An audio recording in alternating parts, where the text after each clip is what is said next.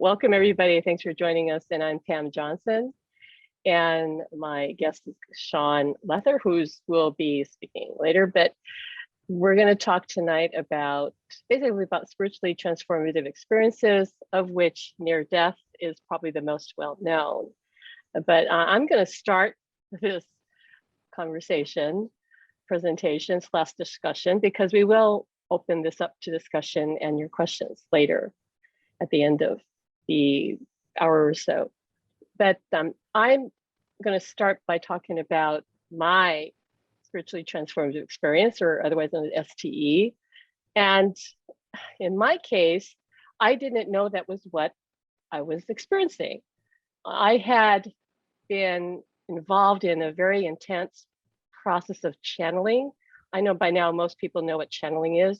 And for me, I was channeling my team of guides. And I'd opened up as a channel completely from ground zero. Although, and I'm sure a lot of you understand that nobody comes into this life at ground zero. We all have had experiences in other lifetimes, and we come in at different levels, we're just not necessarily all newbies like we think we are.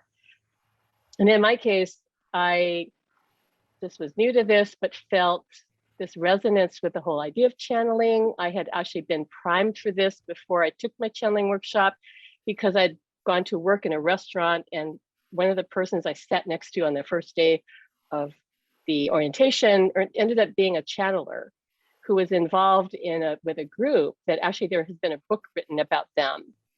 And this group had been connecting with entities who would come through and talk to these people. And she was in this group. Again, this book has been written about. The book I think is still in print. One book is called The Silver Chord, and was one of the first books I read on the subject after I opened this channel. But anyway, to kind of go back on this, she invited me to watch her channel. And I didn't think it was weird. I don't know. I thought, oh, this is cool. This feels real. I love this. And she later invited me, this is a month later, invited me to go to what we thought was going to be a psychic, like presenting. And it turned out to be a channeling teacher. Her name is Shaun Randall. She channels her guide Torah, and she still teaches channeling in the LA area. And so Shaun came to Hawaii. This is her first time to teach in Hawaii back in '87. This is the time of the harmonic convergence. Those of you who are as old as me might remember the harmonic convergence. So Shaun was there and teaching her first workshop at someone's house in Lanikai. I happened to live in Lanikai at the time. And back then, Lanikai was a very middle-class neighborhood, not like the high-priced McMansion neighborhood that it is now, where now you can't even drive into Lanikai on a weekday or park because they're doing construction and there's no room for the tourists. Back then, it was really middle class. So I took this workshop. Everything fell into place for me to take it. That's another sign that you're being nudged by the universe, like this is your thing. The money fell into place. The time off from work fell into place. Everything fell into place. And I just took this workshop. After it, I started channeling, and my guides came through very easily. And I never doubted it. I don't know why. Most of my students doubt, of course, really understandably. They kind of doubt, they wonder, they question.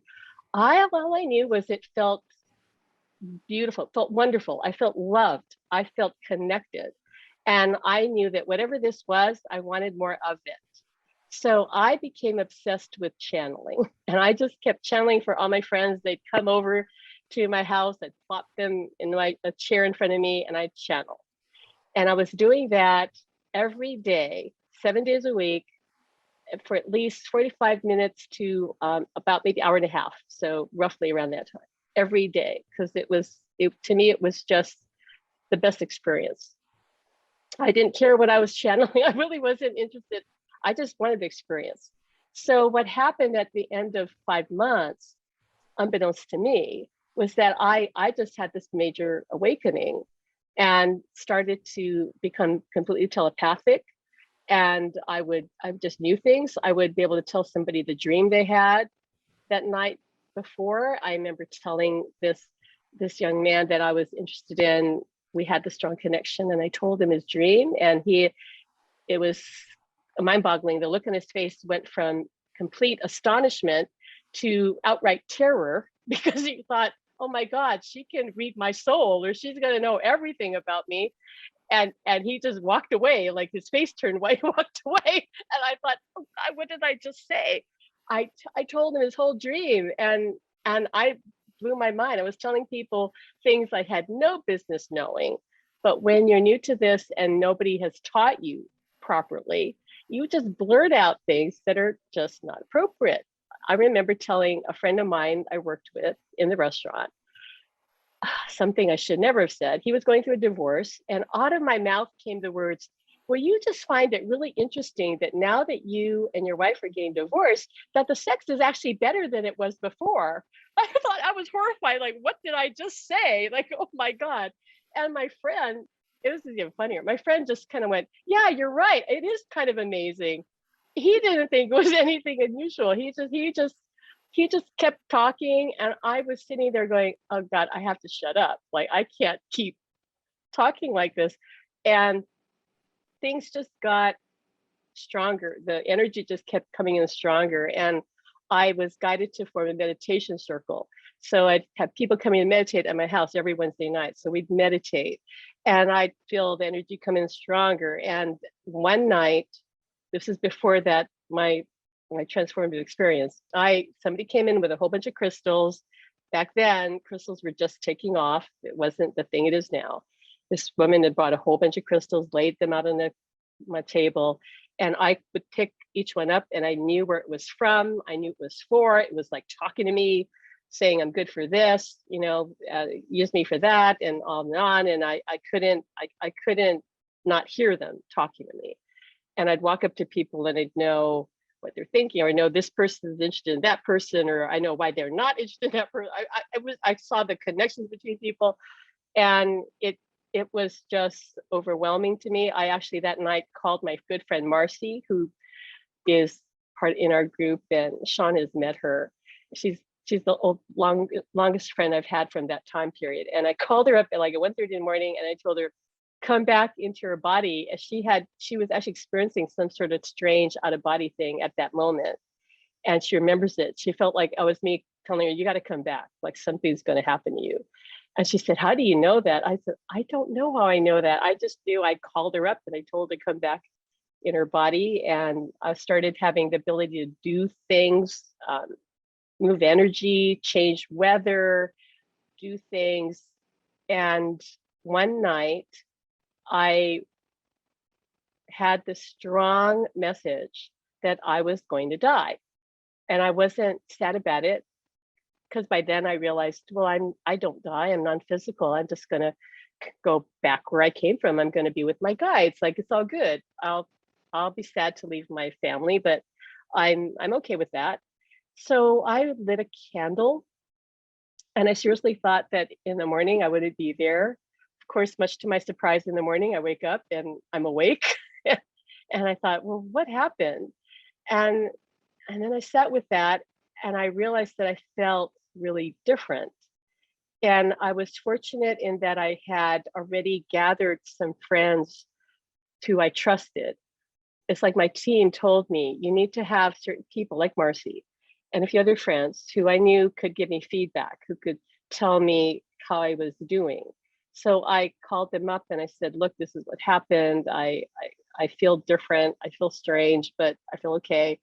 And many of them said, well, you just need to put in some earth time. You need to stop channeling. You need to just be in your body. You need to just be here. So I said, okay, like that makes sense. But I was changed, and I knew things now, and I knew I couldn't go back to work because I could feel everything, and I knew so much that people are actually at that time afraid of me, because miraculous things started happening to me, like things I manifest. I manifested my ex-boyfriend calling me up and saying, I heard what just happened to you. I want to support you. I know this is what you are here to do. And I said to him, what are you talking about? I don't know what I'm here to do. What are you talking about? What am I here to do? He said, you're here to do this. Like, you've helped me so much. I want to help you. So I would like to support you financially because I couldn't work now. And I thought, okay. And he was in a good position to do that because he had begun a partnership with a business and was doing really well.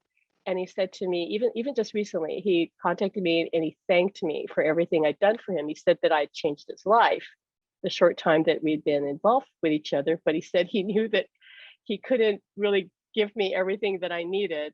But he was a beautiful soul. He's Hawaiian, by the way, full Hawaiian. And I have to credit him, and I told him recently too, I credit him with helping me get through that hard time. He supported me for a whole year financially. And if he hadn't done that, I don't know what it would have happened. But I had been kind of forced because of this opening to just surrender to the universe, because if you're going through this kind of experience, you don't know, you know how to navigate this. I didn't have a teacher. I didn't have anybody to turn to. I just had friends who said, you're okay. You're not crazy. You just need to take it easy. You just need to, again, put in the earth time, like just be here, stop the channeling so much, stop going out there so much. And it took a year, and I started to get clients. People started to hear about me. I don't really even know how that happened, but people started to reach out to me, and I went to work at a psychic fair, not to do readings, but to help my friend who was a crystal healer and would sell crystals. I went to support her and help her sell. And the organizer of the event came up to me and he said, you do readings, don't you? And I go, well, yeah. He said, would you like to be a reader at the next fair? Because I do them every month. And I said, yeah, sure, that sounds fun. Like, okay. And I accepted that. And I later would come to find out that actually it was really hard to get in the door for these fairs, that people were always asking, and he invited me. So I was grateful for that. So I started doing readings at these fairs, and I'd be full up like right away, like 22 readings, like signed up like the first day, the next day. And through that, I ended up meeting the soon-to-be owners of the store Sedona, which opened in the Ward Center. And as luck would have it, the year came up when my friend could not support me anymore, my ex-boyfriend, they opened the doors of the store, and I actually went in there to congratulate them. And I heard my guide say, ask them if they need help in the store. And I asked Martin, one of the co-owners, like, do you need help in the store? And he said, sure, do you want to work here? And I said, I guess I do, because I just heard I should ask you. And he said, we'd love to have you work here. So I got hired on the spot. I began helping them organize psychic fairs. I went on to organize my own psychic fairs. We eventually started doing readings in the store. I gave readings in the store. It was because I was working in that store that I met my husband, Alan, and everything came, together. But that experience of the STE changed me so incredibly. I was no longer shy. I was confident enough to go speak at an event. I wasn't the best speaker, to be completely honest, but I was not afraid. I felt comfortable in my skin, and I was happier than I'd ever been. And I know my whole life changed because of that. And it started with the channeling. So what I understand now is that process of constantly channeling is akin to meditation, really. You're going into an altered state. And in my case, I understand that my team, my guides, had kind of set this all up. It was really my time to open. I don't think it's going to happen to everybody just because they take a channeling workshop. Clearly, this was just how it was meant to unfold for me. And so I just went forward. I wasn't afraid. I came to find out that my maternal grandmother was actually a psychic medium, only nobody in the family talked about it. Not that they were afraid of it, they just weren't comfortable. But she had been a psychic medium who raised her family on Kauai in Hanapepe. And this was before the war broke out, World War II broke out. She would give readings because she owned a store, and people come to the house and she'd do readings. But when the war started, she had to stop that because that would draw attention to the family. So that kind of went away. But when I opened up, my mother told me like that my grandmother came through to her and said, Pam's going to be okay. She's just like me. So just support her. She'll be fine. And my grandmother has been around me ever since. Alan even met her. She came through to him and told him off for driving too fast. And he even says now, my grandmother scared him at that time because she said, cut that out with the driving. And by the way, Pam's pregnant and she's not having a girl, she's having a boy. So just deal with it, because he really wanted a girl. And she was just telling him off. And when he crossed over to the other side, one of the things I asked him was, well, how's my grandmother? Like, have you seen her? He goes, oh yeah, I've seen everybody. I've seen your mom, your brother, your father. I've seen your grandmother. Oh, Pam, I'm still scared of her. she's a powerhouse. Like, I'm scared of her. He says, but that's where you get your strength from, your grandmother, because you got to be pretty fearless to come to Hawaii as a picture bride and, live in a plantation, right? So, when he's telling me that, because remember, and my grandmother was an entrepreneur, so she knew how to make money. She knew how to support herself, and she didn't have any insecurities about that, about being who she was and her connection to spirit, to source, to God. She was very spiritual person in her life. So that's my transformative experience, that part. But I want to talk also about what I believe to be another significant STE, which is really Alan coming back into my life and giving me unconditional love.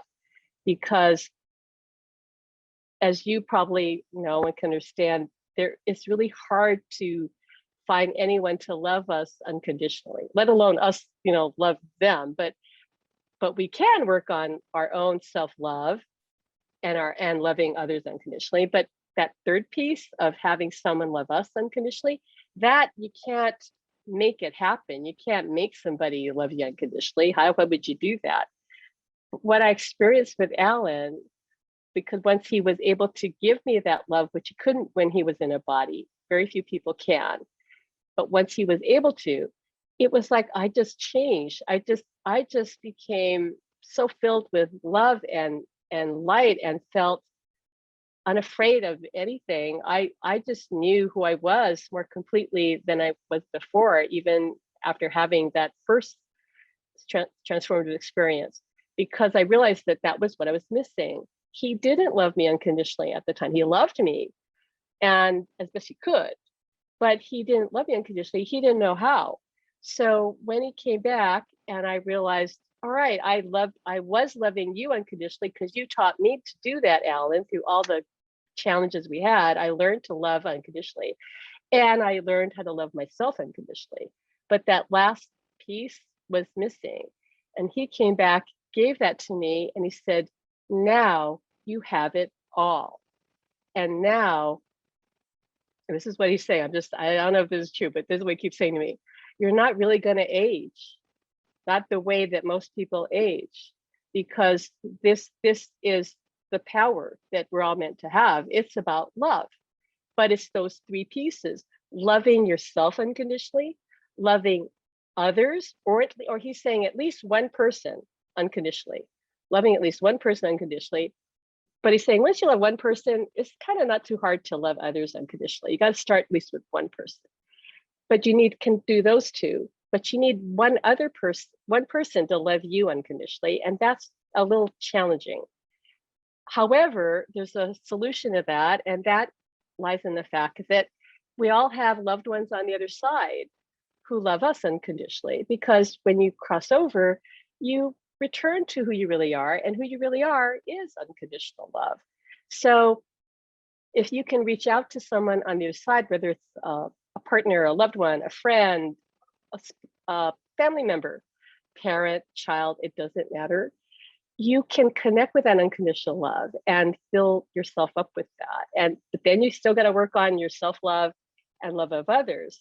but now you've got that piece that you can't create yourself. You can't, go find somebody to love you unconditionally very easily in the physical world.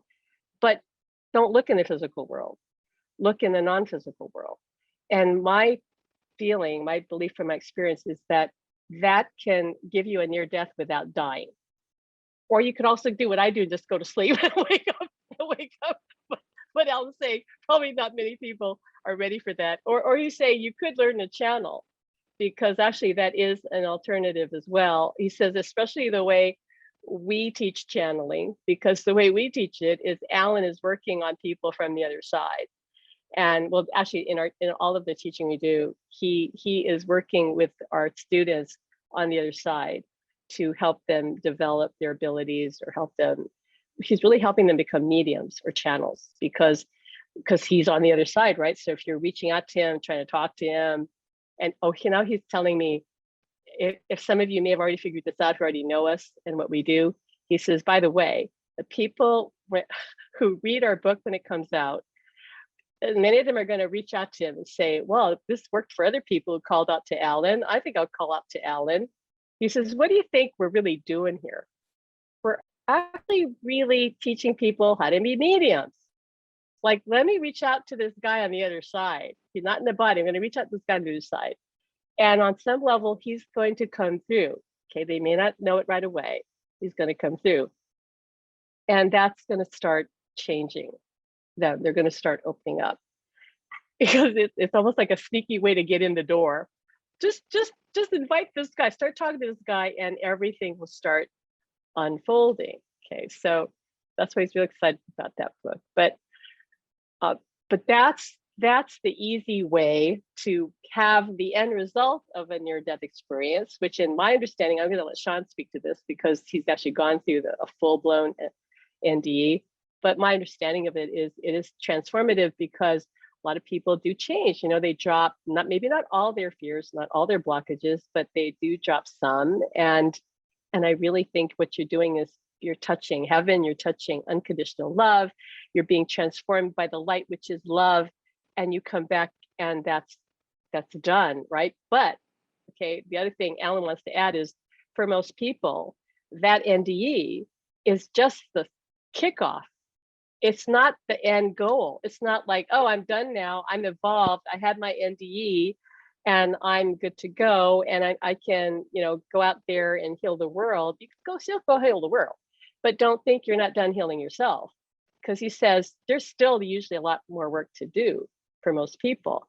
What happened to me, he's saying, which was confirmed by another spiritual teacher and healer who read me, because he said, what did you do? Did you have a near death? And I said, no.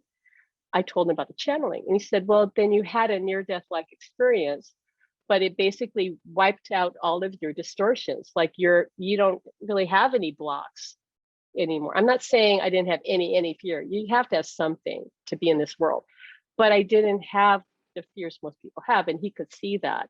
So he said, yeah, so you had a near death without dying. And I said, that's amazing. I'd like to teach other people how to do that without dying.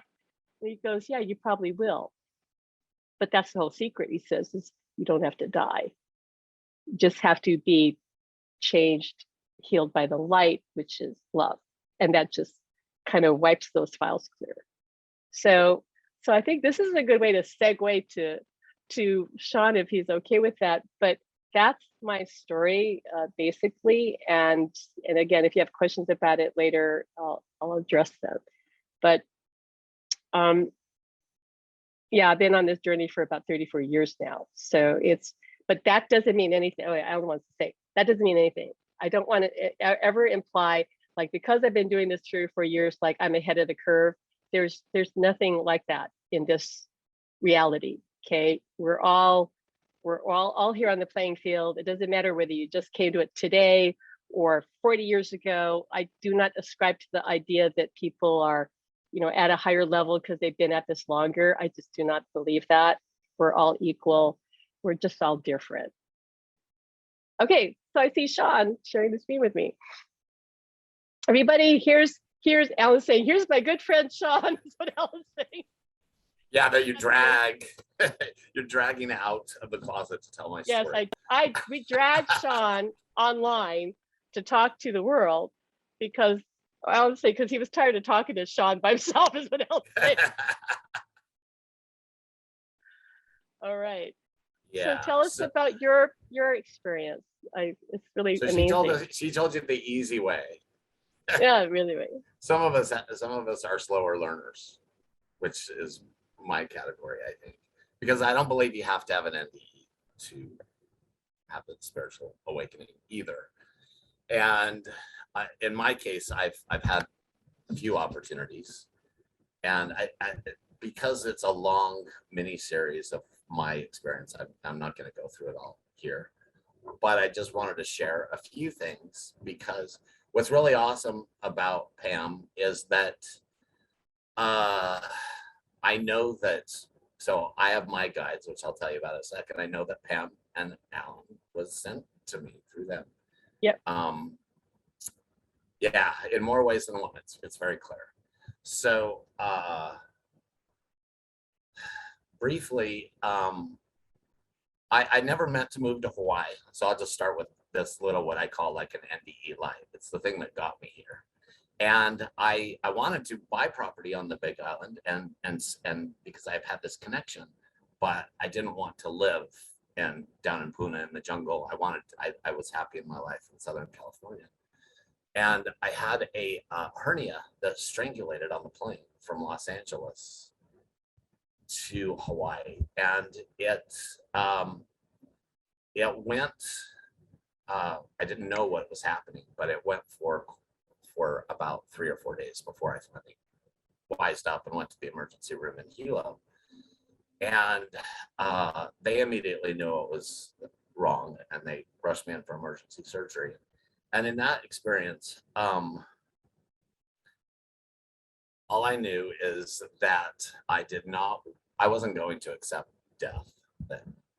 And I clearly, I mean, I know that this sounds funny, but it's true. I actually did say, I will not accept this death. I'll just be another ghost in Hilo, and no one's going to find me here. Like in this, if anyone's seen the old Hilo hospital, you would know what I'm saying. So I was able to have that experience of what felt like a second chance. And the main thing out of that experience is the strong unconditional love and forgiveness that I felt. That's really the most, I mean, there was all kinds of metaphysical things that happened, and then what's interesting is I call it NDE light because the words that I use is I went back to sleep because I knew that I was forever changed, but for whatever reason, I still wasn't sure. And I chose to, on some level, go back to the material world. Well, fast forward to 2015 or 16, my mom had died. And she told me that I didn't need to go to her funeral. Well, it wasn't even a real funeral, it was just a memorial. And it was in Salt Lake City. And she showed me where she was going to be. So she showed me this garden with these tall pine tree looking things. They weren't pine trees. Now I know they were, if you guys know what Cook Island pines are, or Cook Island pines, or Canary. Anyway, Cook Island pines, I think they're called. It's another name for them. I can't think of it. Anyway, she showed me her sitting on a log in this garden and said, "This is where I'll be." I didn't know where that garden was. I just knew that it felt good, like that's where she'll be if I can find her. So some botanical garden here. And I didn't find it until about 8 months later. I was driving around. I had my sister come, and we were sightseeing, and I wanted to go to. We went to Manoa, which is if people know here, it's one of the oldest inhabited areas of the island, and there's a lot of energy there. So anyway, I started having these very odd feelings as we went through there, and then we decided to go to this park that I'd never seen, which is called Wa'ahila Ridge, and it's above St. Louis Heights. So as we're heading up there, I got more and more vertigo, and really didn't understand what was happening. And we get to this park, I got out of the park, I fell on the ground. I was completely kind of out of it. We went and sat and rested for a few minutes, and then I walked, and then me and my sister were walking on the trail, and over to the left of me, literally in these tall trees, which are cooked out of pines, which I thought were pine trees, was my mom sitting on the log that she had shown me that she would be on. So I didn't understand why she's coming to me, and I almost didn't believe it. I'd had some other experiences where she had started, but this was huge. And from then on, she was with me every step of the way, but never told me why. And I'll just cut to real quick. Pam lives on Mom's Mountain too, so they both look down on me right through into my condo in Waikiki. And I we're keeping an eye on you. Yeah. And I look right up there, and there's Pam, and there's my mom. So anyway, so my mom had come, but she told me all kinds of other reasons why she was here. She did not tell me that I was dying, nor did she remind me that when I was 5 or 6, she had done my birth chart. And my mom is like a master astrologer. She does it all by hand, or did. And she had done my birth chart, and there was a lot of things in it that she told me to watch out for. And this was like, I'm 5 or 6 when she told me this. And many of the things I remembered, but I did not remember where she said that I was going to die. And what she said is, this is just what it shows. We always have free will. This is just something to look out for. Be aware. You can change it. It doesn't have to happen. But it was a lot of other stuff in there too. But that was something that, and she put me totally at ease because I didn't remember it. So anyway, long story short, then she was with me quite a bit, and I started getting sick. I've always had lung issues, and asthma and bronchitis and pneumonia, and I've been in the hospital a lot before with that. So I didn't think a whole lot of it, and I have herbs that I use and tried to get off Western medicine. So I'm sitting there using all my herbs, and they always worked before, and they did not work this time. And so starting from October of 2017, I started getting sicker and sicker. And by January of 2018, I couldn't walk, I couldn't breathe. So I finally went to the hospital, and I went to a walk-in clinic here in Waikiki, Straub walk-in clinic, just a doctor's, and they come and pick you up, which I needed, and I did not want to go on an ambulance. So they knew at the Straub walk-in clinic that there was something seriously wrong. They called an ambulance, and they sent me to the ER. And she was with me, but she still wasn't telling me. She just what was happening. Like literally, that's the thing that I still am amazed that, like, for some reason there's certain things that she keeps like away from me. Other than the fact that she's always with me. She makes clear she's always with me. But so in the hospital, basically, I started they couldn't figure out what was wrong with me. Through all these tests, finally the next morning is when I started having when I was leaving my body. And the first experience was this, and I am not Catholic. I was born Mormon, and I do not know a lot of it. And I wasn't, other than A Course in Miracles, I'm not religious before this experience. This lady, this nursemaid, was actually thanking me, saying, thank you for helping me fulfill my purpose of seeing people as they transition. So this lady, all of a sudden, I'm like in Italy or somewhere in this countryside, and I'm with this lady, and she's an obvious nurse and a nun. I'm gonna fast forward real quick. I later found out that somebody was discussing Mother Teresa of Avila, who I knew nothing about, but when I saw the picture, I know that was her. So she was the first one, and then as I went into the ICU, I had to go on the ventilator, and And that's really when my mom and other people started appearing to me, and they were with me. It wasn't like, so I then went on the ventilator for like a couple of weeks. I don't remember how long. And I was strapped down, and it was like 90% chance that I was not leaving there. The doctor, the head of Straub Lung Clinic, to see the look on the chief doctor's face when he knows you're dying, like there was no, he didn't have a poker face. And that actually still caused PTSD. It took me a while to even be around him after that. But so anyway, I got to spend quite a bit of quiet time just literally strapped down on life support. And throughout that time, I was in and out of my body constantly. And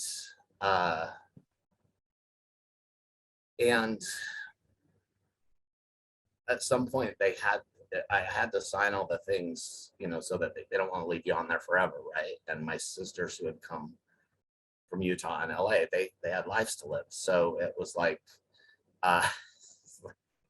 what are we gonna do here?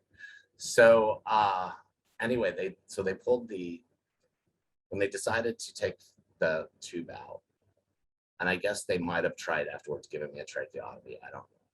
It seemed like it was pretty much the end. But I was able to, as they were pulling the tube out, my nephew, who had died of cystic fibrosis in 2007, he literally stood up at the end of the bed, and like that cartoon with the rooster, Warner Brothers cartoon, I can't think of it, where he puffs up his chest. So my nephew, as the tube's coming out, my nephew puffs up his chest to, as if show me how to breathe. And so as the tube's coming out, he then breathed into me, and I was able to breathe. And that was when I knew that I was allowed to come back.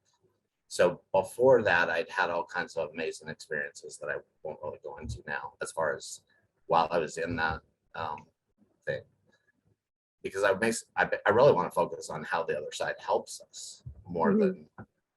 And so I was in the hospital for another month or so because my whole body had completely shut down and it was dead. And so then I had to work up to go to what's called the Rehab of the Pacific, to literally learn how to speak, walk, sit up, actually everything, sit up, because I couldn't even sit up, then stand up, then walk. And so it was a long 3 or 4 month process, well, 3 months of hospitals. And then while I was in there, I had so many amazing experiences that I can't even list here, of literally human angels, that some of them I felt like I had to pinch to make sure, are you human?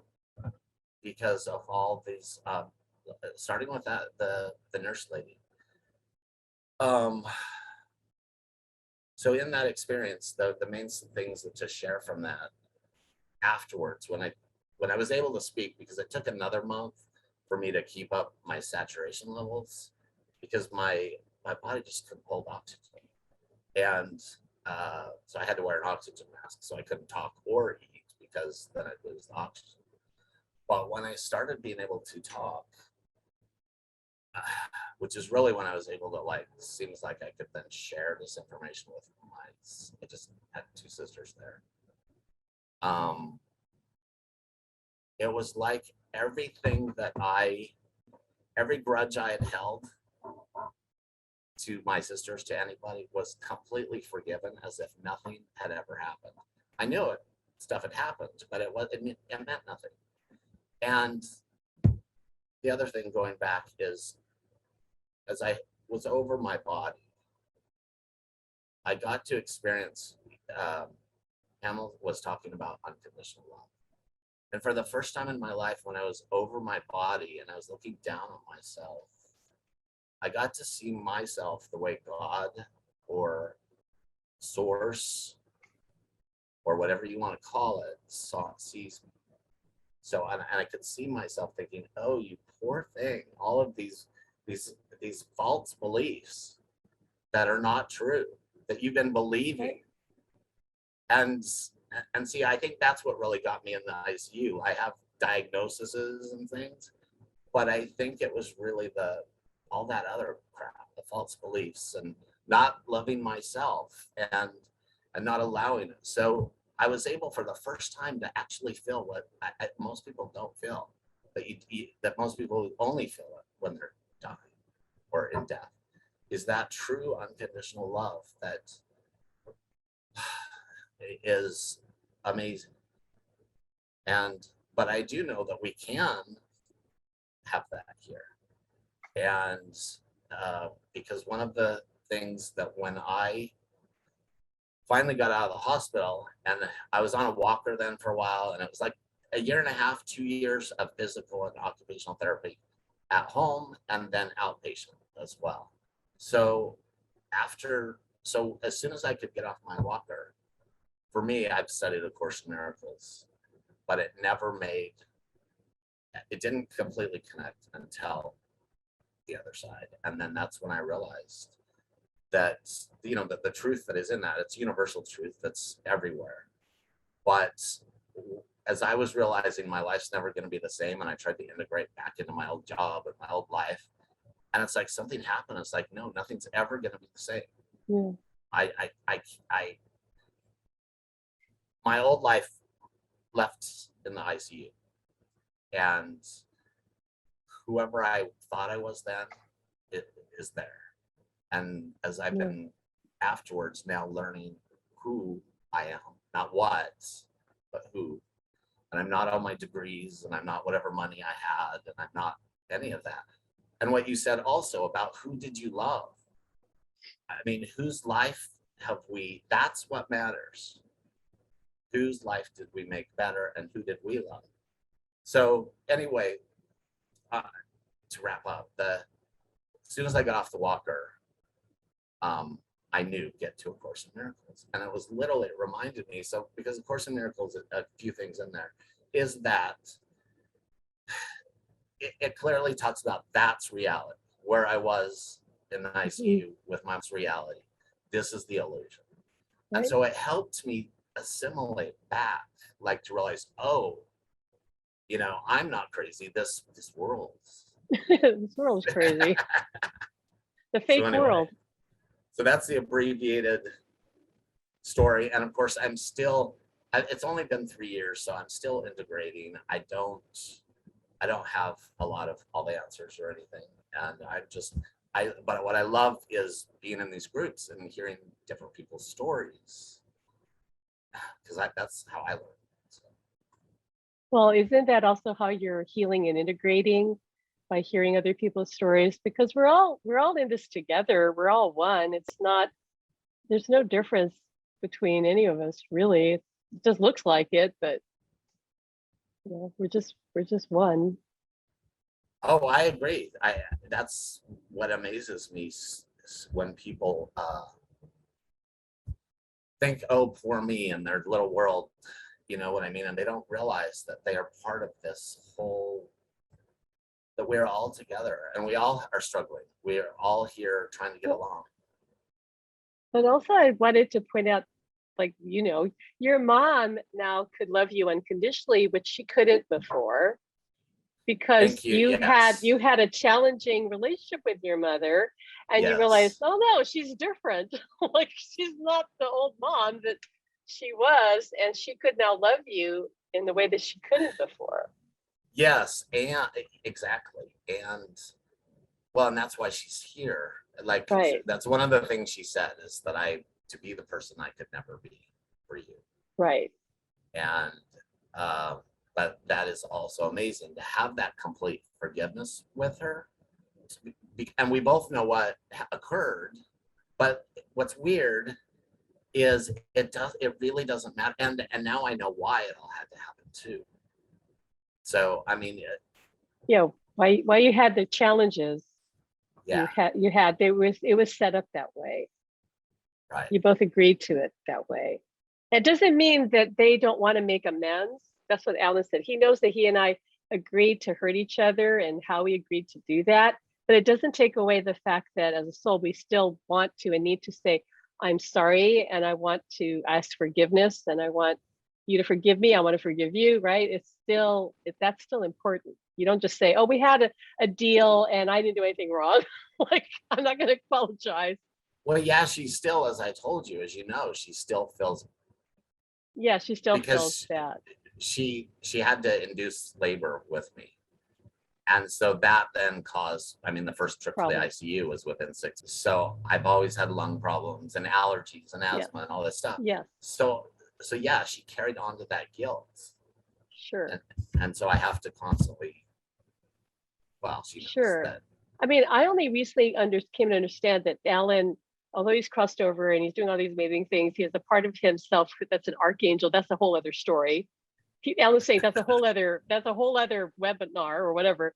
But the human Alan still has his personality, still carries some of his quote bad habits. He's better, but they still have, are themselves, right? They're just a higher version of themselves, but they're not absolutely perfected. Because otherwise we wouldn't know them. You wouldn't know your mother if she was her God self. You'd go, well, who's this? Like, I don't know who this being is. And I wouldn't know Alan if he was completely stepped into that perfected self. So he still has his little quirks and he still gets complacent. So I get upset at him. And he goes, I'm still learning. And I go, but I'm thinking like, hey, you should already be perfect. Like, what's the matter? Like, you're over there. Don't you have it together yet? And he goes, no, I'm still learning how to do this. But give me a chance. I'm going to do better. And I go, okay, I'll do a chance. So it's just fascinating to me because I would have thought really like, oh, you die, you must be perfect now. Their love is perfect, but as a personality, they still could be having their little issues and feeling guilty still and feeling, like they somehow can't quite get it right yet, but they're trying. But they're better. Like your mom is loving you, and that's real, and her support is real, and that's not going to change. But she can still feel badly about the past and have other little personality quirks or something. Well, yeah. No, she doesn't. She's not trying to be perfect either. Well, but you wouldn't recognize her if she didn't have that. Well, exactly, exactly. And I think that's actually why I did recognize her, is because I didn't expect her to be anything. I didn't even believe it when she first came to me. Like, took me a long while to convince my intellectual mind that it was really her. That was really her. So you weren't making her up because you weren't trying to conjure her up and make her be there. Yeah, exactly. I was like, not, what? I had no interest. I didn't care about psychic abilities or any of this. I was right. My other stuff. Yeah, so that's the other thing that's been interesting, is that I didn't ask for any of this. Well, I mean, I think my higher self did, but my lower self, I wasn't in. When somebody said, oh, you need to Marjani's book, this was like after. I'm like, I don't care about that. But I mean, now that I do, I see the value in it. But I didn't know about any of this stuff, really. Just like when I opened up, I didn't know anything about channeling. It was just a new phenomenon. I didn't know, like, oh yeah, if you channel for 5 months and go into trance, like for an hour and a half to whatever time you do, yeah, something could happen. If I'd known that, I would have run the other way because I didn't want to open up psychically. I didn't want to have this spiritually transformative experience and then have to quit my job and have people think I was a witch. and just have a whole world turned inside out. But I know that was how it was meant to happen because it all lined up. That's one of the hardest things I think about having these spiritual experiences, is that and near-death experiences, which happens to a lot of people, I hear, is you lose your old friends, you lose your relationship because you can't relate. You're not the same person. So if your energy changes, your reality changes, and people cannot relate to you. I distinctly remember having this this feeling like, you know, the book Jonathan Livingston Seagull, and he's flying like way above all the other birds, and he's like, I felt like him. I felt like I was flying up high in the sky, and like there's nobody around for me to relate to. And even the spiritual people I'd reach out to go to a class or something, I didn't feel like I belonged there either. I was like, I don't, where do I belong? And it wasn't until I started working at Sedona that I thought, I belong with these people. But the people that started coming to me, people would come to me and say, I know you're my teacher. And I'd go, what? I didn't know I have anything to teach. They go, I just know you're my teacher. 3 people approached me and started paying me to be their coach. I was like, what? But the universe starts telling you, this is who you are, when you kind of blank slate it and you go, I don't know who I am. And you just, then it starts telling you, downloading, you know, this is who you are, this is who you really are. And the people start showing up. And yeah, and then you start meeting like-minded people. Right. You do. So some people don't know here that Pam's the first person. I have a playlist, and it started with In the ICU. There's this song from David. Can't think of his name right now. It's Tell Your Heart to Beat Again. And it literally would play over and over again from the hospital, from the ICU to my hospital room, to then when I was transported to the rehab of the Pacific. From my hospital, I was in an ambulance, they were transporting me, and the song played again, over and over again, Tell Your Heart to Beat Again. David Gookie or something, I can't think of his name all of a sudden. Yeah, Goki, I think. Goki, yeah. Goki. And so, yeah, starting with that, my mom started sending me all these songs with messages that I knew they were for me. I mean, you just know. Yep. You just know. It's. I won't go into how you know right now, but you know. And so what's cool is I had other friends that said they're psychic and everything, and I'd send them the playlist or a song, and they're like, "Stop sending me songs. I don't. What am I supposed to get out of this? What is this for?" Yeah, I know. I'm like, well, I thought you said you're psychic, but Pam, like she's got more songs than I do. I don't. Do I? I don't. It's not a contest, you know. No, Alan started giving me songs like. The first from the day he left, I started hearing. I go, when am I hearing this song? It made me cry.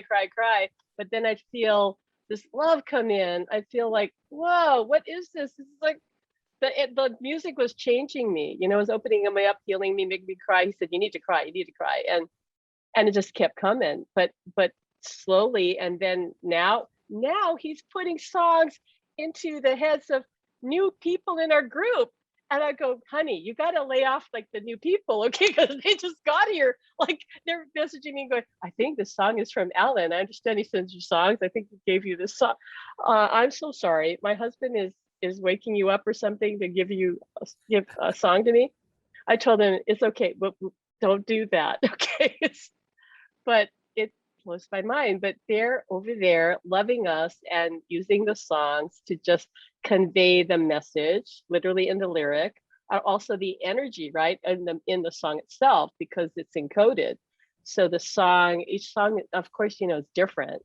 Even if it maybe say if all the love songs are going to be different. It's not really going to be the same. They're all slightly different. But I can't go a day without listening to some of that music, or I feel like I'm going back to sleep.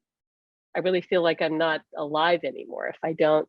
It's like that's coming in from heaven. That's just coming in and going, this is what love is. This is what it means to be alive and to feel like deeply, feel everything. And that's what all these that's what it's all for. I mean, literally, and everybody here is getting these from their loved ones and from other people. It's just, are you noticing it or not? I mean, really, yeah. That's all it is. Because they're always around us, literally, and we all have the ability to hear them and feel them and see them. And it literally, it's not as hard as some people think. It's actually just trying to feel that unconditional love and connecting with whoever, and not thinking of them in their body, like we were talking earlier. Don't think of them as the mother you knew or the sister you knew. Yeah. But think of them as as their most perfect, loving self. And it seems like that's an easier way to connect with. Right. Yeah, it's I don't know. Alan kept saying to me from the beginning, he goes, one day, you wait. He says, people will come out of the woodwork saying, I'm having the same experiences with a loved one on the other side. And in time they'll realize that this is a very incredible relationship, that because it is unconditional love, that the relationship with someone on the other side is the closest you're going to get to perfect love. That even people love each other very much here in a body, it's not going to be perfect. Alan's saying, I don't care who they are. They may think we have the perfect love. You cannot, because you're in a body. And so one of you or both of you going to have something off, and that's fine. That is perfect for what it is. But if you're talking about unconditional love, that's very rare. You're here to learn that. So, but I think that's the piece to enlightenment. Really, you and I have been talking about that. Like, I don't think it's all these processes or knowledge. I think it's just like open your heart, love yourself, love other people. And the third important piece, someone needs to love you, because you have to receive it too. You can't just give it out and love yourself. There needs to be another person who loves you to fully activate that. And that person, though, doesn't have to be in a body. That person, there's lots of souls on the other side who love us. Yeah, we just like need your to open mom does. ourselves to it. Yeah. All the barriers to love that we've put up, like false beliefs and projection and denial and all that. Right. That's our job, is get rid of all that, which is blocking us from the unconditional love that is Unconditional love. Yeah. Yeah. Forgive ourselves. Yeah, we're harder on ourselves than anybody else. Yeah, that's what I learned. Really are. And I still go back to it. So I'm not Catholic again, but within a month or so, 2 months out of being out of the rehab hospital, something occurred, and I noticed it was weird. It was my first real, like, what I thought was a healed belief that had been left in the ICU. So it's kind of like this little gremlin that came back, and it's like, it was very interesting that I realized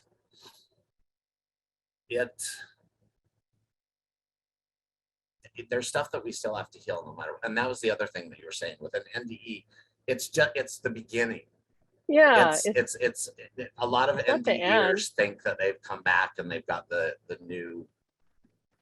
They came back with the Holy Grail. Yeah, right. Well, I think we all, we all come back feeling that we know a lot of amazing stuff. Yeah, and you do, and you got expanded as a consciousness. But it's just the beginning. But you're not dead yet. That's right. That's right. You don't have it all till you're dead. Of course, you're not dead, really. Exactly. Right. We're here to heal ourselves and help others heal at the same time. He's laughing because he's saying, if somebody was able to actually have an NDE and kind of get it all, he goes, what do you think would happen, guys? Everybody be like following that person. They'd be the next second coming. But it's not like that. It's not ever going to be like that. Well, plus I think our human bodies couldn't handle all of that. No, you couldn't. Once we blow up. You couldn't. So give it up and just come back and be the love that you really are, and forget all this stuff that you think you learned that you can't. He said you can't hold on to it, because he knows like all that information of what you really will know when you go over. You can't. Your little brain here can't like hang on to it. You're not supposed to hang on to it. These experiences, I think, are to open us up to love and open us up to connection. And so, but in order to do that, we have to realize that we have to be open and don't think we know things. Right. So literally, and that's what I realized, is everything I thought I knew is not true. Right. So we're kind of at the hour mark. So do you want to open up to questions, or is there anything else you want to add before we shift to that? You ready for questions? Yeah. So we like to take questions first, and then if there are comments, we'll take that. But you'd rather just questions because, if somebody doesn't understand something, we would like to clarify, or they're curious about something. So I guess you want to raise your hand, like down there, or I guess we could do it in the chat. But either way, Yeah, raise your hands in the chat. Like I think Michael raised his hand. It's under the Okay. reactions, or some older versions have it under. Oh, I see. Okay. Yeah, it's under quick reactions on the bottom toolbar or wherever it is. Michael, do you want to answer? You want to ask your question? Can you unmute yourself or no? Hello, yes, sure. You were saying about your angels in the hospital, in human form and whatever. I'd love to hear a little bit more about that. The first one was the first one I said was and again, I don't know what she was, that she was a nurse or somebody, the one that kept going back and forth between St. Teresa of Avila and her body. I mean, I've never been thanked by somebody for allowing them to fulfill their purpose of helping people transition to the other side. Like, that was, I mean, like, to me, I was thinking, who would want this purpose? Right. But I guess we all need that, right? So, I have to say again with the angels, so that was her. But then the first one after that, when and you're talking about the human ones, right? Not because in the ICU they were not human, not in physical form mostly. But both is good. yeah, so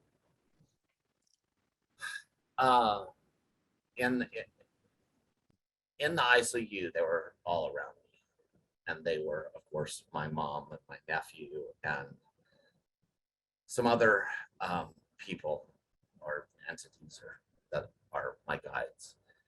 But in the actual in physical form, as much as they were, one was a janitor. So he was a janitor and would get in big trouble for this. He literally came in my room and he pulled the curtains back and he gave me a blessing. And he actually, throughout the time, he probably gave me about 6 blessings. And then one time when I went back to the hospital, him and another guy in front of the hospital, like in the drop off. And it was weird because my ego was pretty much gone by then, so I didn't care. That him and this other guy, literally at the entrance to drop, literally started laying their hands on me and giving me a blessing. And so him, and then there's this other lady who, she lives here in Waikiki, and she literally put her hands up to me and started saying, I don't even remember what she said, but it's not stuff that I have really heard. It's probably more what's that, the revivalist kind of Christian religion.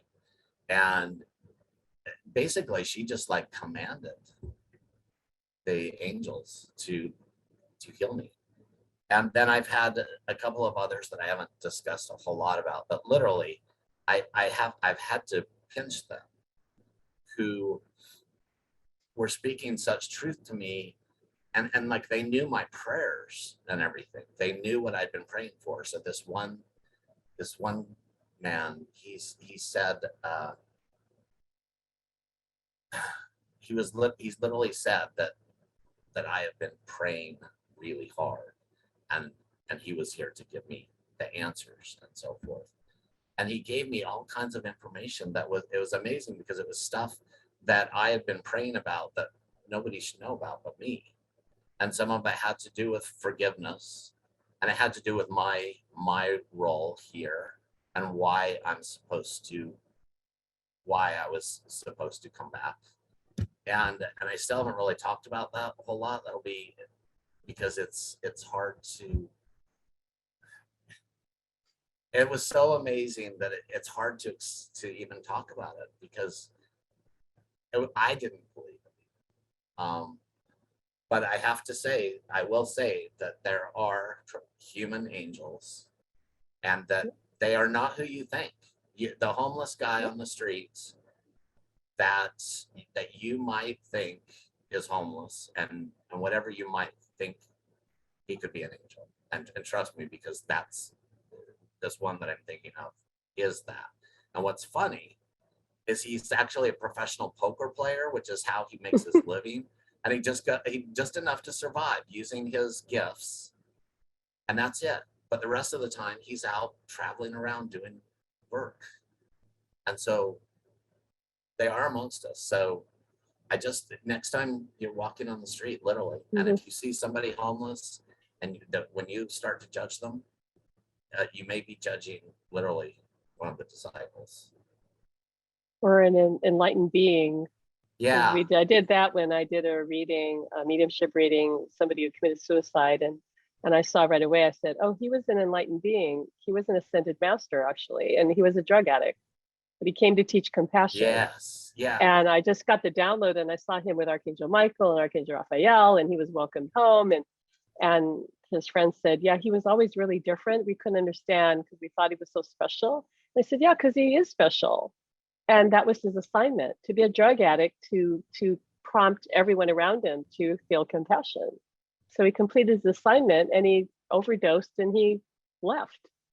But it was very peaceful exit. So you will never know. I'm not saying all drug addicts are ascended beings. I'm just saying they can be, and we should never prejudge anybody. We don't know who the soul really is of that person. And the message, and they have messages for us. So when you encounter somebody, and stop for a minute and just, before you judge, just take a pause and literally, and this is my experience, is that a lot of times that they'll have messages for you. But again, if you're not open to it, if you're judging everybody and you're in your little world, right, then it doesn't happen. But I doubt that helped very well. But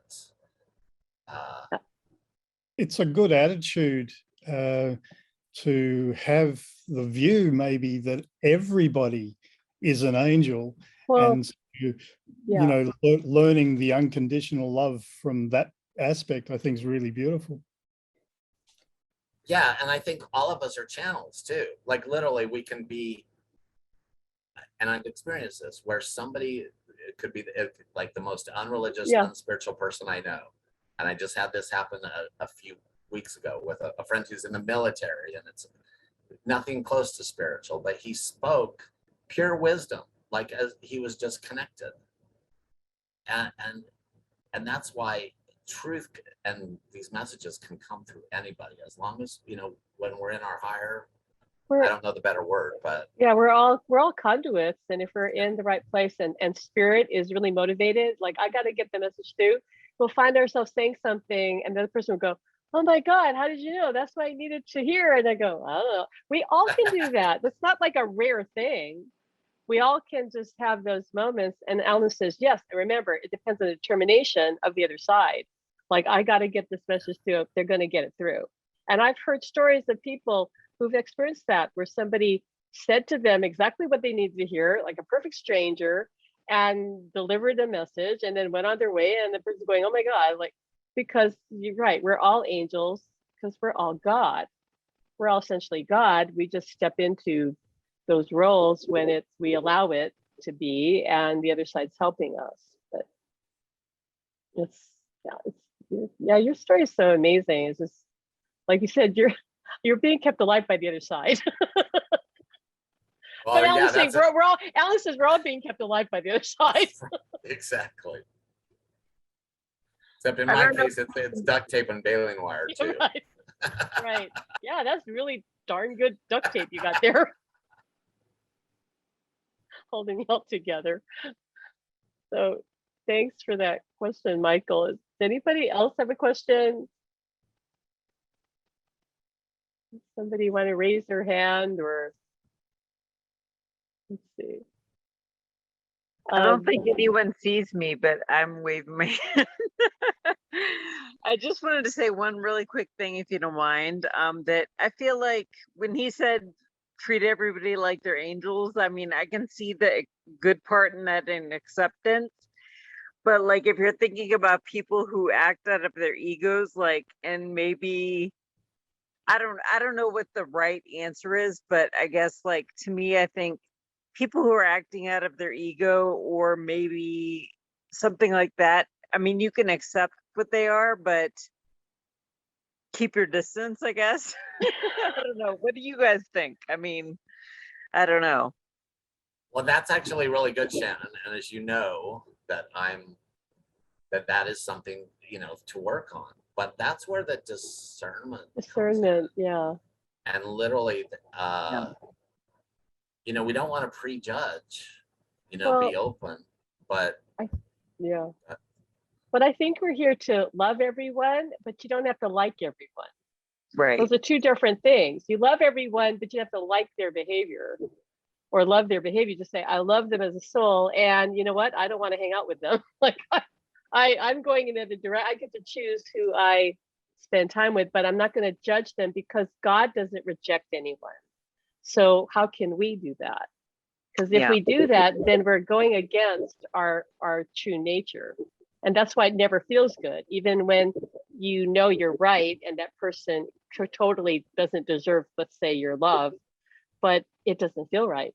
Because the soul that you are says, but I want to love him, but I just don't want to be with him because who they are is maybe toxic or dangerous even. And also Shannon, since Shannon does A Course in Miracles, but so Shannon, that vulnerability, literally what I know now is that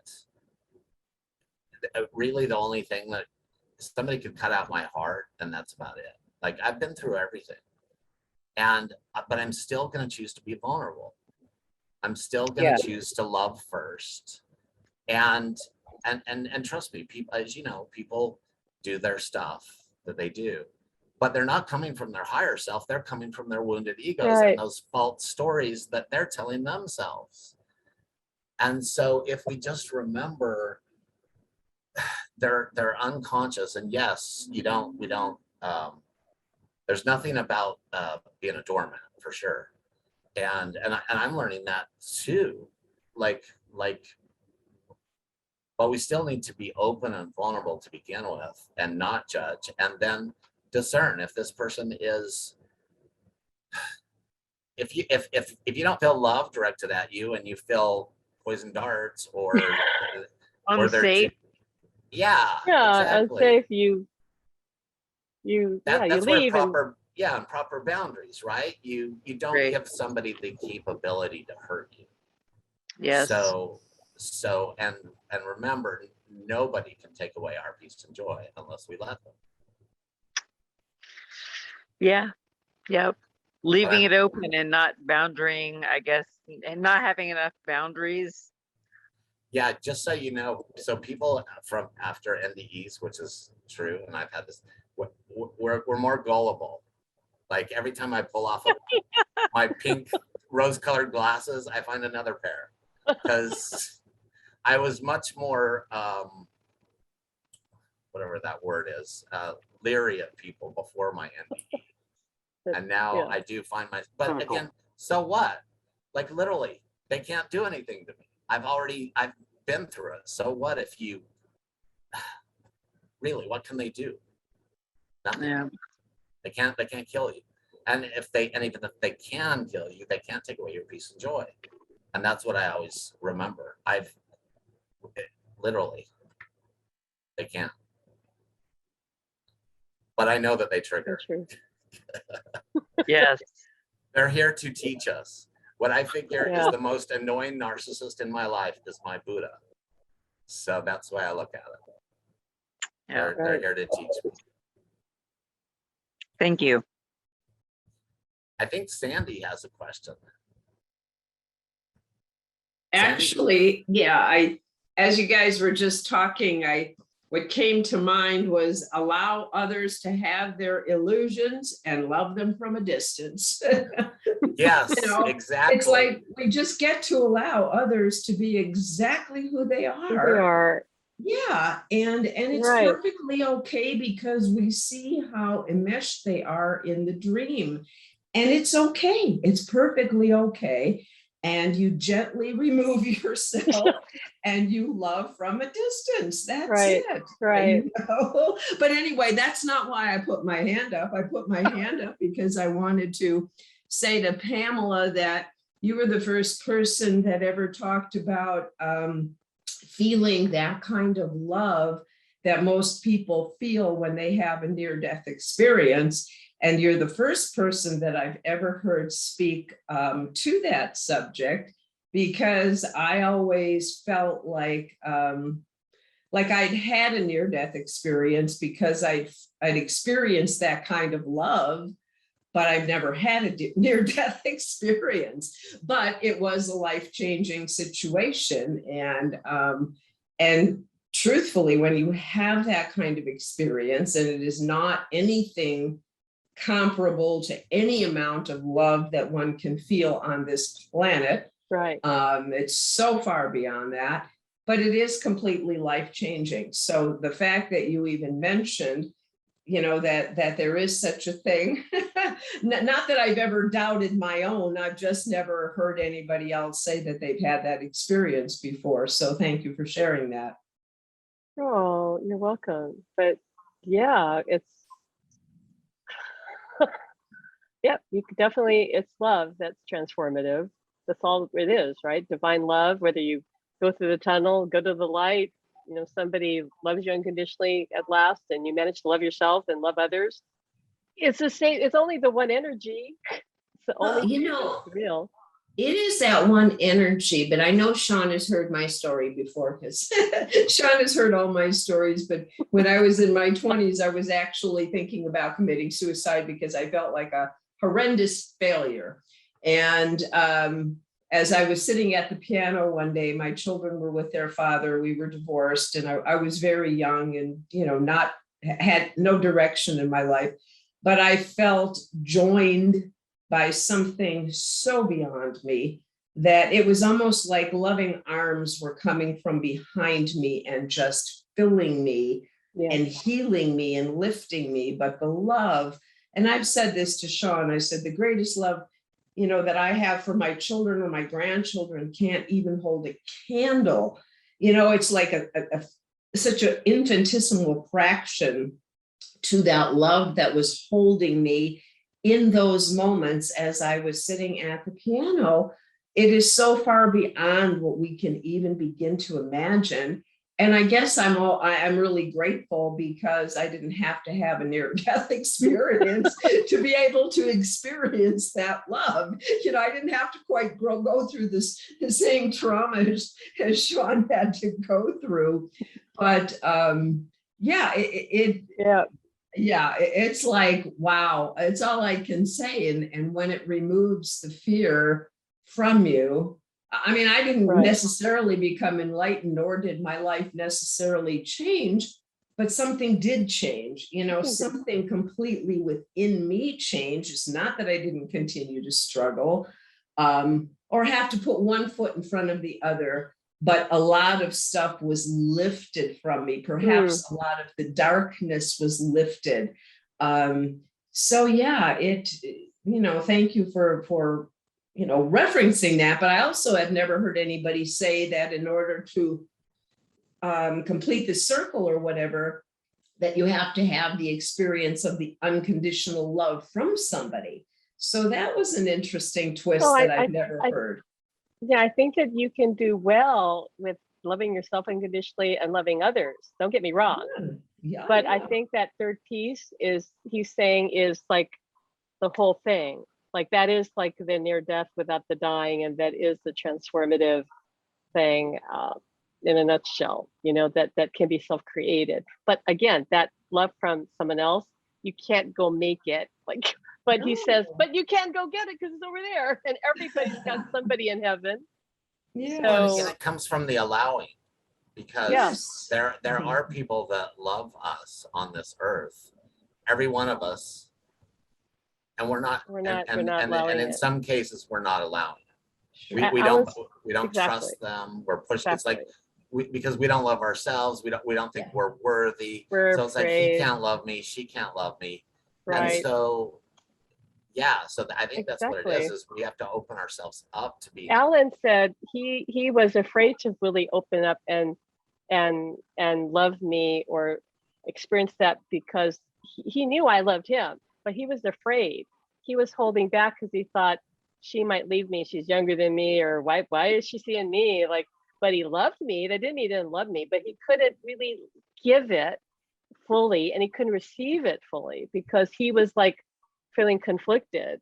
So when he got to the other side, he kicked himself and he said, what the heck was I doing? I had it all. This woman I loved deeply, and I didn't love her, and I didn't receive it either. Like, what was wrong with me? He's been kicking himself ever since. And But the other that's his thing is lesson. to know that we don't have to do anything to have that unconditional love. We don't have to be out feeding the homeless. You know what I mean? Not what You you don't have to do. be like doing. You don't have to Yeah. earn it. Yeah, exactly. And some of No. us, still think that we have to do that. And I'm one of those that sometimes still gives. Well, I'll just too share much. a quick quote because it was the one that maybe it's what set me on my path after that experience. But when I was in my 20s, I read a quote that said, it was attributed to Archangel Michael, and it said, love is not something you give or receive, love is what you are. And I knew that my own journey on this earth would be to be able to understand those words in the deepest way that I possibly could, to have that full understanding that that is what I am and we are and each of us is. But like you said earlier, Shaun, it's like we have to learn to get out of our own way in order to really understand our own divinity. and it really is, it's the most beautiful thing. Yeah, so thank you. Oh, thank you.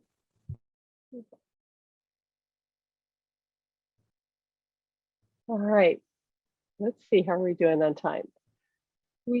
Thanks so much, Sandy. Do we have anybody else that wants to ask a question or share? I guess we'll open up to comment or anything. So we've got what? We're trying to stay on time, right? This time, like we've got 7 minutes, 8 Up to minutes, you. 7 Whatever minutes. you want to do about time, I'm fine. Well, we'll try to keep it to our. There's so many people that I know want to share, but I'm not. I don't want to call on anyone who hasn't been, because put somebody on the spot. But I know that there are those of you that want to share. Anybody want to share or ask a question? If I can, I'll back off. Go ahead. Who's that? Michael. Michael? Yes, Michael. Please. I'm 60 now, so and I'm pretty much the only one I ever met had this process that you guys now.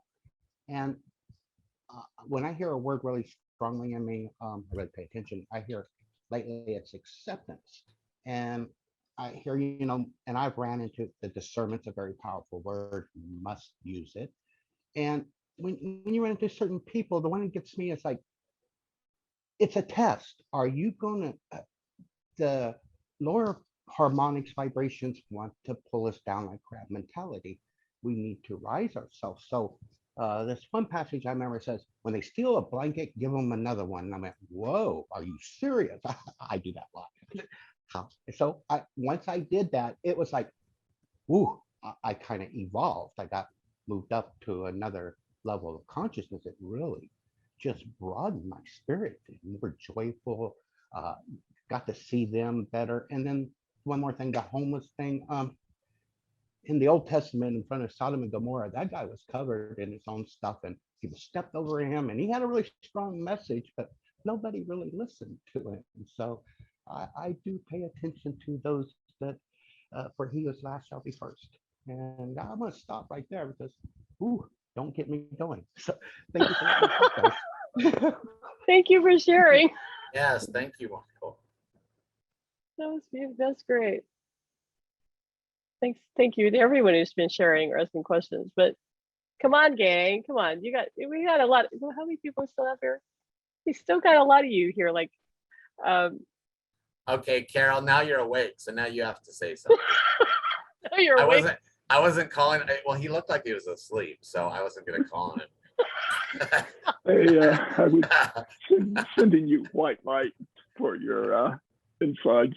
Blessing Thank you. you.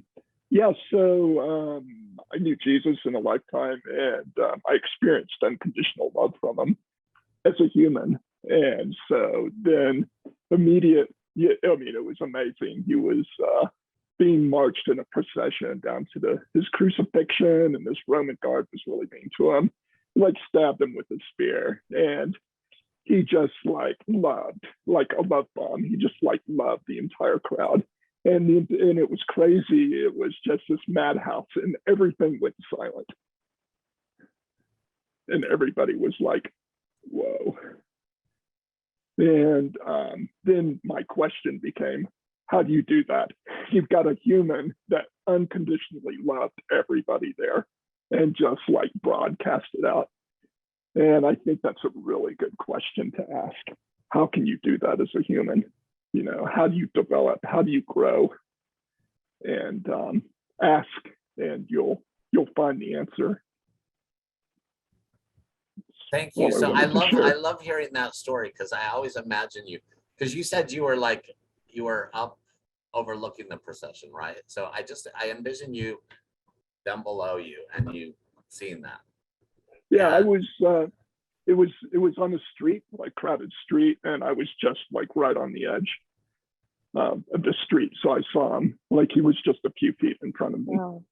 And it's important what you say, because yes, all we have to do, be love.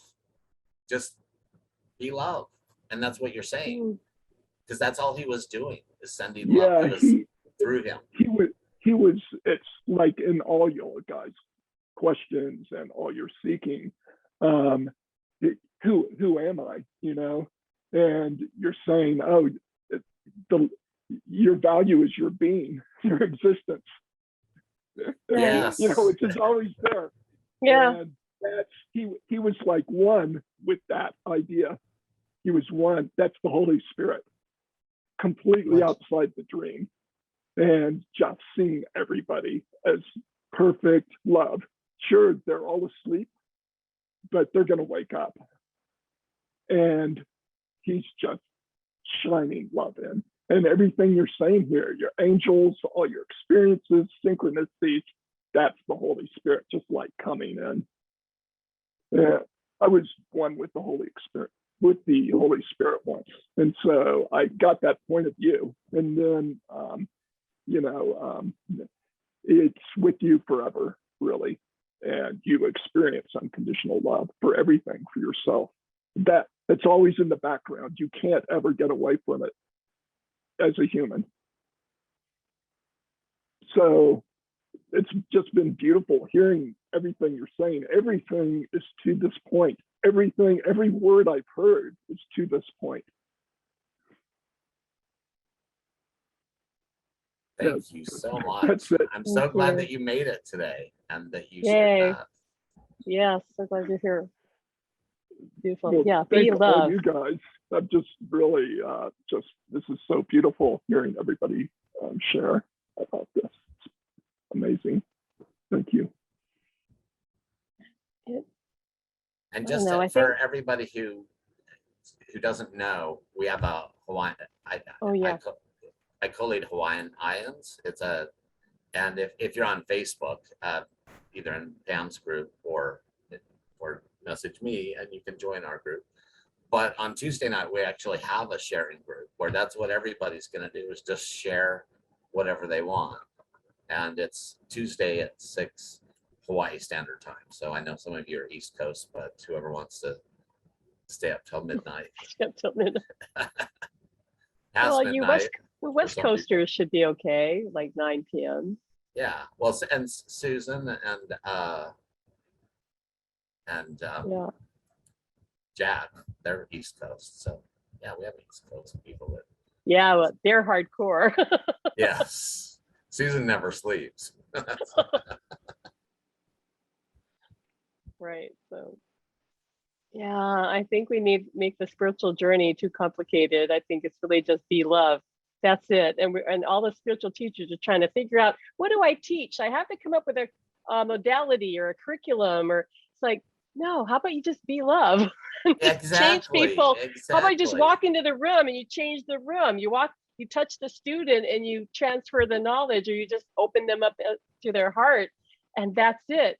But Alan's saying, but then everybody go, I can't make any money. Like, I'm a spiritual teacher, which I'm out of a job. Like, but he's saying, but most of them aren't being the love. That's the whole problem. They think it's about knowledge or insight, and all that's great, but he calls it kind of window dressing. Yeah. He says it's really about the love. The other stuff is just like the, smoke and mirrors, window dressing. It's yeah. But he said we're parlor tricks. He's calling it parlor tricks. It's about love. When he came back from the other side, he goes, I'm going to teach love. That's the only thing that matters. When you go over there, you figure it out. It's not about this, not about that. It's about be love. Who did you love? How well did you love? All that. So he says it's all about love, and end of story. And it's the only thing that you can take with you. There's nothing else you can take with. Is love. Really quick, I just wanted to introduce Janelle. Do you want to say hi? Janelle is from Molokai, which I think is really cool because, we've got Michael from Kauai, and it's just fun to. You can unmute if you want. Hello. Yes, I'm from Molokai. Hi.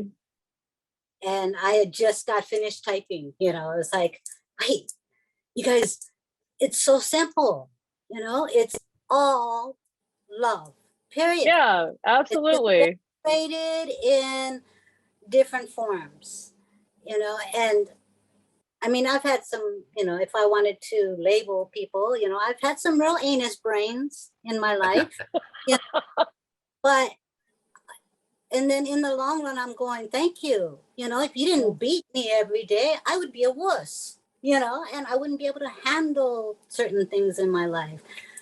There are situations where, like I had messaged Shaun, is, sometimes that aggressive ego that you see in other people is a blessing in disguise. It's there because it is teaching you about love. So in essence, their ego attitude, their machoism is love decorated in a different form.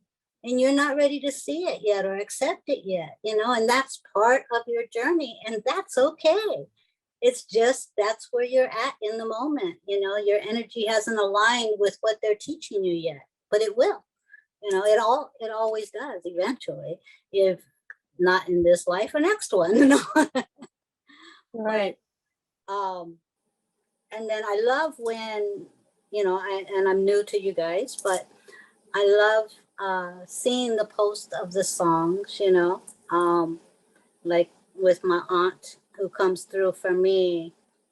I was having, when something's not aligning with you and you're feeling that heaviness and it's not of your truth, and then you're yin and yang, you can go to one extreme or the other. So if I'm going to the darker side, I'll hear this song, just call my name, and I'll be there, and I'm like, okay, I got you, yes, I know you're here. Yes, I know this is not in alignment with me, but can I just feel this for 5 minutes? No, then the song Happy comes on. So yeah, it totally resonates with the whole, those songs coming through with messages of keeping you in that harmony space. Just being open to it and realizing where we're at today is exactly where we're meant to be, and just be in that moment and that energy. And we all have choices, and we can choose to either accept it with grace and ease, or stubbornness and you know, experience the anus brain side of things. You know, it's all our choice. Yeah. I love it that you said that they send songs when you said going to the dark side or whatever, because I forgot that. That is true. Like if I'm like in a cranky mood, all of a sudden there will be a song to like just pull me out of it. Pull you out of it. Well, music moves the soul because music is a vibration. And when we say music moves the soul, we're being literal about that, you know, because of that energy of love, it moves us and it can take us to a higher vibration or to a nice, mellow, relaxing vibration. But music literally moves that soul, you know, and I don't know if any of you guys have experienced hearing that heavenly music, but it's like, oh, but you know, it's like, but music exists just as much as our soul exists. And we are so in sync with it. And it's like the secret weapon of our loved ones past, you know, they throw it at us every chance they get. Yeah. Thank you. So Hopefully you'll beautifully come put. to our group on Tuesday and you can share more of Yeah. story, because Janelle has a very amazing Did you story. watch the video? I did, and I'm not. Yeah, I did, and that was the first time I ever publicized it, you know, because. So I want to give a little teaser, okay? But I don't want you to. I don't want you to say. Don't give the whole thing away. I won't.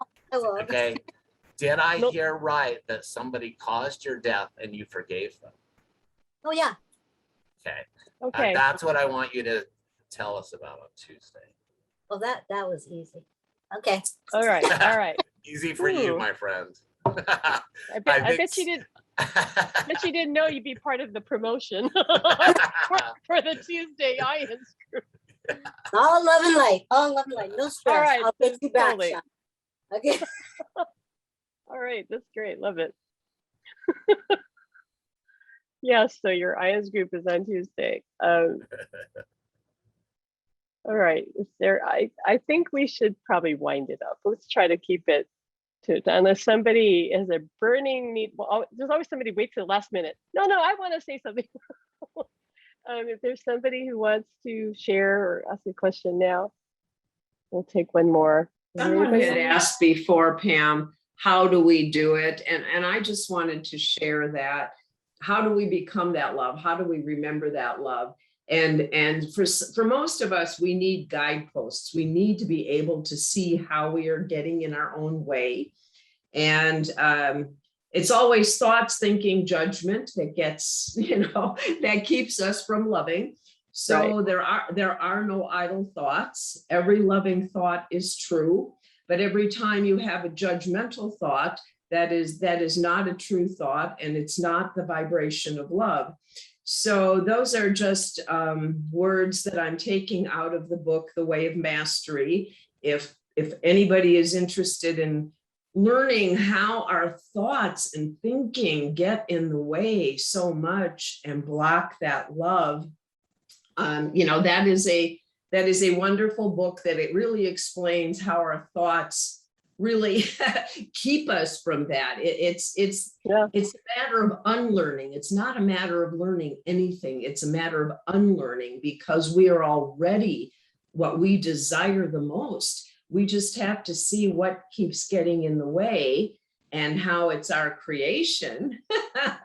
And again, it goes back to what thoughts we're choosing to have, what judgments we're choosing to make. And Janelle said before, it's all about choice. And she's 100% correct, because we can choose every single moment whether we're going to be thinking a loving thought or a judgmental thought. And if we could bring it down to that simplicity, we could always choose a loving thought. That's it.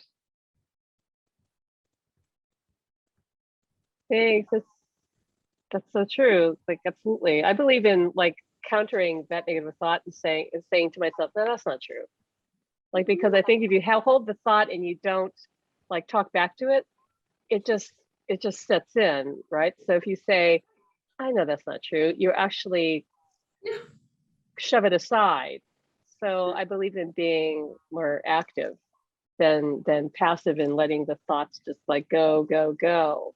Oh, yeah, absolutely. Telling a different story and talking to myself. Like, that's ridiculous. Or somebody tells me something that isn't true or hurtful, I'll go, that's not true. I'm not gonna, if I sit there and listen to an untruth, I'm basically owning it by not saying that's not true or that I don't agree to myself. Even I don't have to say it out loud. I could just say to myself, that's not true.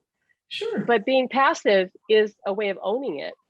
So I believe in, being more assertive within myself, not to the person. I can let them say what they want, not get in a fight, but tell myself they're full of it. Like, I'm not listening to them. Well, it's being vigilant and watching what your own thoughts are. And as you learn to stop believing in all of those thoughts, because none of it is true. I mean, everything we've been taught by the world isn't true anyway, because we live in a world of separation.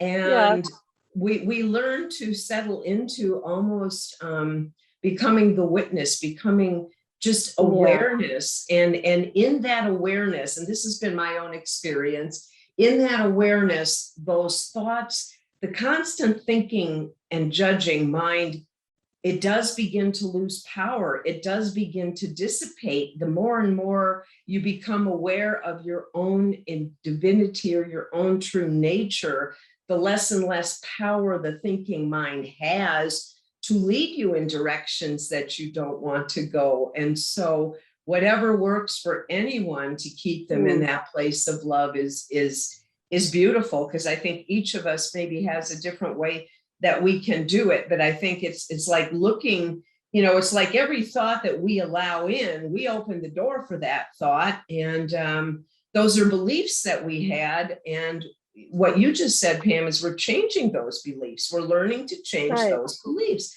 because that's just what the world, this world taught us. And we know that it isn't true, because we are divine. We are divine beings. We're part of divinity.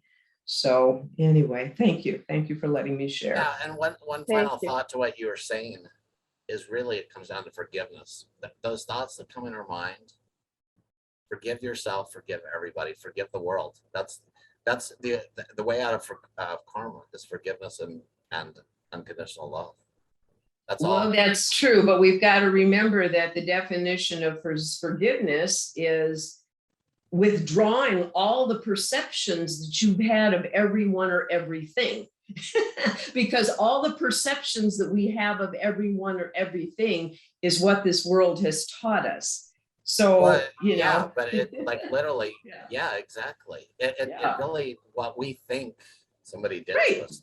Exactly. Really, so if we withhold all of our perceptions, we can sink into our own divinity, because all of our perceptions are things that basically we were taught, we decided to believe, we made somebody right, another person wrong. Do you know what I'm saying? It's like, if we forget everything we think we know, and it's interesting, really, when you just enter in that state of unconditional love. Yeah, that's it. Those thoughts go away. All those things. Yes. And that's forgetting everything we think we know. Yeah. Which are all perceptions, beliefs, and on and on and on and on. And I mean, we have to laugh at ourselves because we're so silly, for piling all this stuff on ourselves and then going, oh my God, how do I get out of it? But if you can sit back and witness everything, all of the I call it the mind shenanigans, the thinking shenanigans. It's like, oh my goodness, look at what we have done to ourselves, and nobody has really taught us any different. So anyway, it's pretty amusing if we can stand back and witness ourselves. Well, that's actually what we're trying to say here, is that we have people on the other side that will teach us differently. Oh, yeah. So we have Alan, and we have my mother, and all these teachers from the other side that are here to help us. Yes. Literally, all we have to do is ask.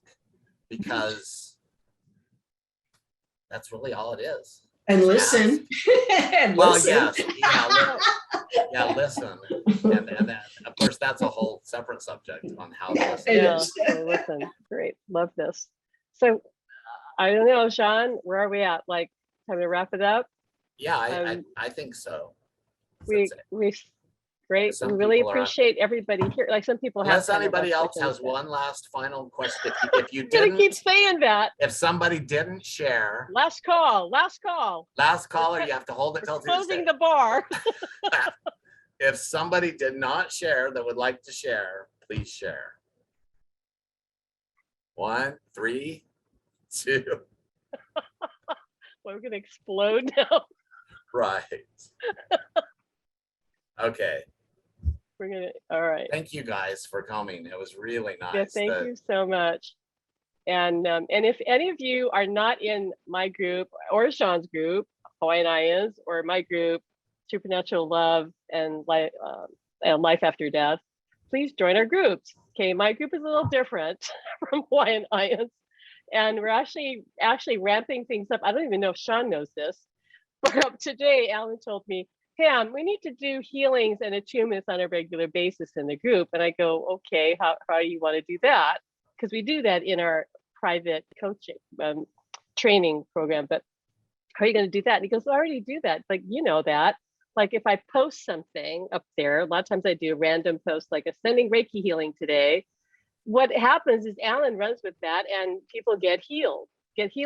Okay, so he says, just post the intention for a healing every Monday and an attunement every Thursday. And I will write these posts, and all people have to do to participate is to go on there, read the post, put their comment. We're asking for a comment. He says it's not mandatory, but it's like a comment and a like. And there's 2 reasons for that.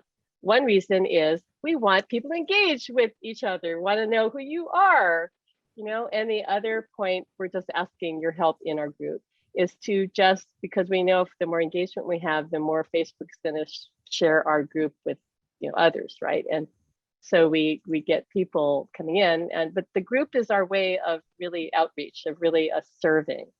It's free. It's always going to be free. Yeah, you have to pay to be, one-on-one with us. That's the whole other thing. But Alan said from the beginning, I want to work with as many people as possible for free.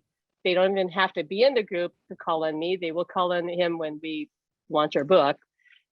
But we wanted people to come into a community. He was really big on communities, and so is I. So we'd love your help to grow our community, and we'd love our help to serve you by giving you healing that is literally from another world with him and me, and also these attunements. The attunements would be more for spiritual development, like for your intuition, for your developing your clairvoyance, your clairaudience, etc. So be more like he's working on you energetically. So we're going to do that again, Mondays and Thursdays in the group, as well as I'm always sharing my story with Alan. And I hope nobody gets tired of that, because it's always changing. There's always something new, and he says it's not ever going to stop evolving. So I'm just going to keep sharing even after the book is written, and we're working it right now.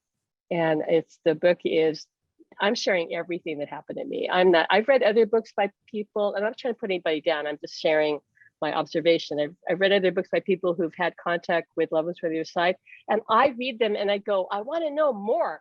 Like, why aren't you telling me more detail? Like, I have all these questions, and they don't share it all, And when you read our book, you're going to go, wow, she really did share everything.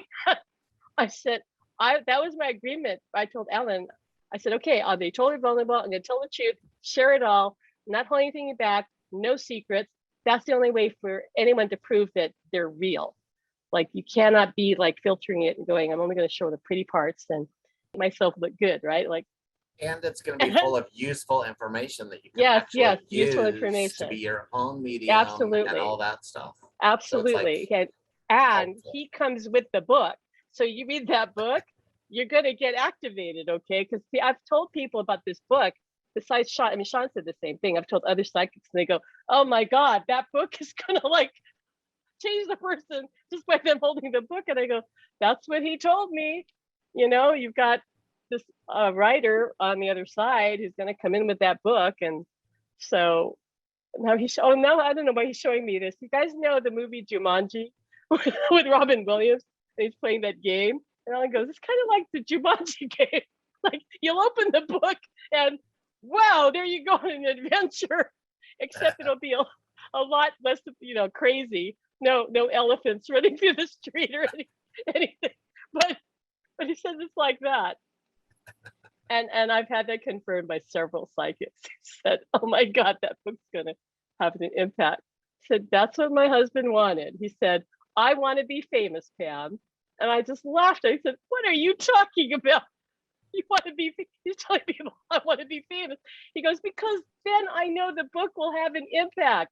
I don't really care about being famous. I just want the book to be famous. I want people to get what we're talking about and help them. And I said, okay, I get it. But his way of joking about it is he wants to be famous, which meant that, you know, he goes, but then you're going to have to be famous. Like, oh God, do I have to? I don't, he knows I don't like that. He says, too bad, you signed up for it. So yeah, please join our group if you feel guided to, and Hawaiian Islands, which is an amazing group, and I'll try to get all our people to come into Hawaiian Islands as well, because Shaun has really opened things up there, and yeah, I just love how you interview people, how you support everybody, and you really, and also that you're curious and you want to learn. And I think this is a journey where we're all needing to continue to learn and be curious. You know, we don't know it all until we go over there. But while we're here, we're still got to figure things out. And that's perfect. It's beautiful. You know, it's amazing. I don't ever want to feel like I know it all, like I'm jaded or something, you know, like I got all the answers, because that would be the end of growing, and there's no end. That's real death. To me, that's real death. Yeah, that is real death in this world. When you stop growing, yeah, when you stop dead. Growing and evolving. Yeah. Pam, I just want to ask, you're going to make it very clear on the group postings in your group about the healing? Oh yeah, I am. Don't worry about it. Don't be sharing about that.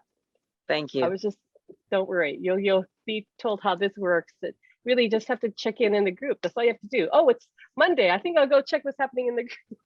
Or, oh, it's Thursday. I need to see the next attunement healing. And yeah, it's really simple. You don't have to sign up for anything. You have to register for anything. Just like pop into the group. That's it. Yeah, you can pin your group. You can pin the group. Yeah, you can pin the group. Thank you. You're welcome. You're welcome. Thanks, everybody.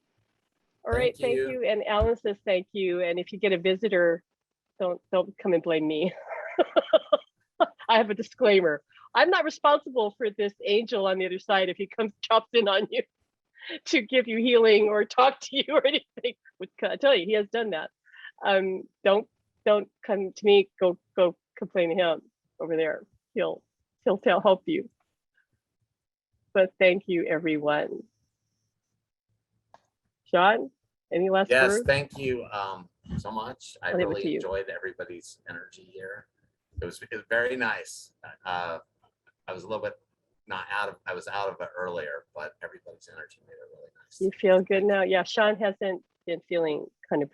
So, but thank you, Shaun, for showing up. Because we all love you. We all care about you. You're not dead yet. You're not dying yet. Not yet. Not yet. No. Keep up with the duct tape, okay? Right. I know what to buy you for Christmas now. Yeah. Yes. More duct tape. Okay. All right, everybody. Thank you so much. We're gonna call it a day, and yeah, we'll see you all later. And this video will be posted in our groups, right? In your group, my group. If people want to catch it again, yeah, you'll be able to catch it again in both groups. All right. Okay, So good night, everybody. Thank you, everybody. I'm going to end our call. That's a wrap.